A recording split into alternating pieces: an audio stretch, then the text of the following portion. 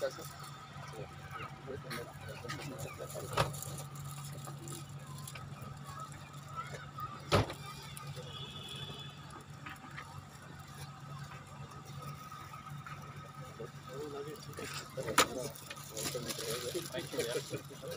लोगों ने बना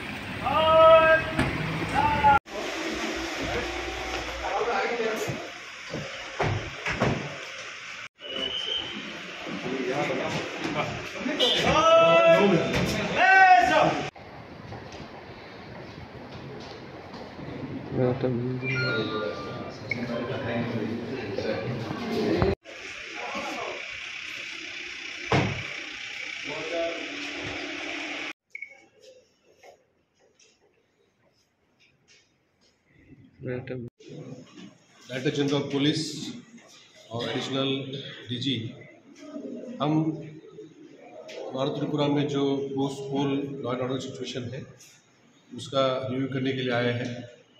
और आपको पता है कि अभी काउंटिंग भी होगा 2 तारीख को।